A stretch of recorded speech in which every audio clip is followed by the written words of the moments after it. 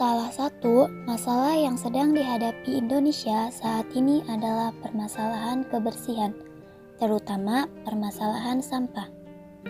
Kesadaran penduduk yang rendah akan pentingnya membuang sampah pada tempatnya membuat negara kita terkenal dengan tumpukan-tumpukan sampah.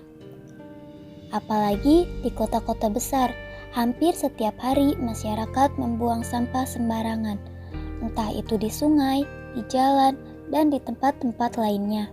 Sebenarnya, permasalahan sampah bisa diatasi, dimulai dari kesadaran diri untuk tidak membuang sampah sembarangan dan pengelolaan sampah yang benar. Selain itu, daur ulang sampah juga bisa dilakukan dengan cara-cara tertentu yang ternyata bisa juga mengundang pundi-pundi rupiah. Hal ini dibuktikan oleh seorang pengusaha bernama Muhammad Baidowi. Ia adalah pengusaha yang memiliki bisnis daur ulang sampah, yang mengolah sampah menjadi barang yang bisa dipakai kembali. Awalnya, Muhammad Baidowi bekerja sebagai auditor di Bank of Scotland. Setelah bekerja selama 3 tahun, Muhammad Baidowi memilih untuk resign karena merasa terpanggil untuk berdiri di atas kakinya sendiri. Sebelum memulai bisnis pengelolaan limbah plastik, ia sempat berjualan jangkrik dan cacing. Hanya saja, usaha itu tidak ia tekuni. Ia memilih untuk menekuni bisnis pengolahan plastik. Dalam memulai suatu yang baru, ilmu adalah modal yang harus dimiliki oleh seorang pengusaha. Baidowi juga bekerja di sebuah pabrik pengolahan limbah plastik. Bukan hanya untuk menambah penghasilan, ia juga mengincar ilmu yang bisa ia terapkan dalam usahanya sendiri. Baidowi bahkan rela berkeliling untuk mencari sampah plastik, layaknya seorang pemulung. Ia berpergian hingga luar kota seperti Bogor dan Sukamandi untuk menjemput Rizky. Ia juga menjadi kuli selama 3 tahun dalam bisnis yang ingin ia geluti ini. Sebagaimana di dalam profil orang sukses, orang-orang yang berada di dalam daftar tersebut pernah merasakan sakitnya jatuh ketika sedang membangun bisnis. Hal ini pun terjadi dalam kisah hidup Baidowi. Ketika dirinya mulai menekuni bisnis pengolahan plastik pada tahun 2000, ia memiliki cukup modal untuk membangun pabrik. Berbekal 50 juta, ia membeli sebuah lahan kosong dan juga mesin pencacah plastik sebagai ujung tombak dari bisnisnya. Kenyataan ternyata lebih keras dari ujung tombak bisnisnya. Mesin yang sudah dibeli oleh Baidowi mengalami kerusakan tanpa jaminan dari penjual.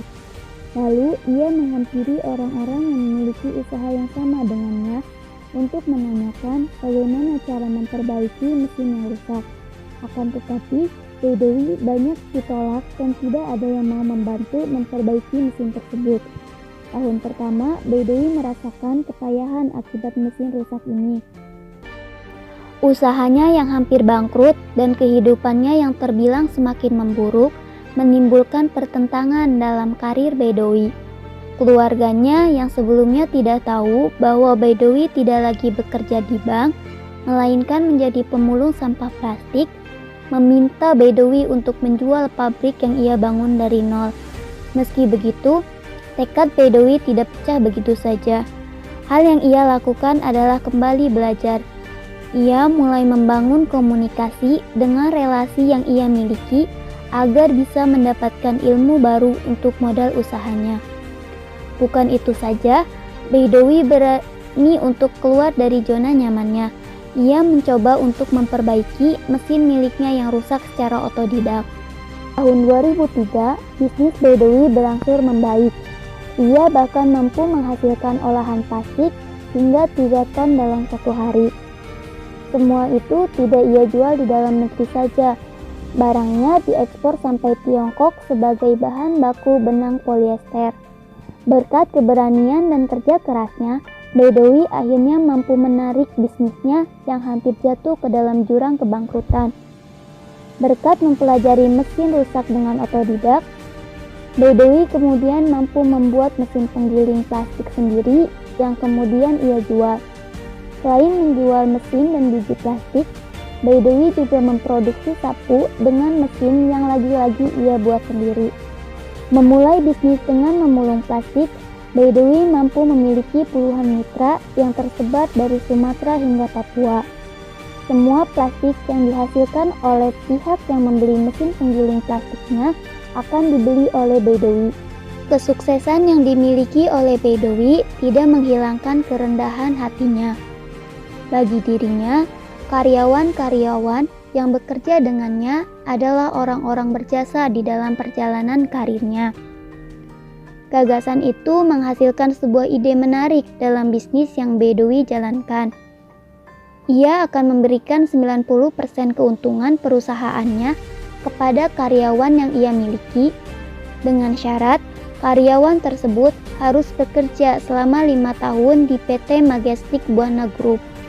Semua yang dimiliki Baidowi saat ini adalah berkat doa, kerja keras, dan kemauannya untuk belajar. Proses belajar memang pahit seperti tanah, tetapi hasilnya adalah apa yang tumbuh dari tanah itu.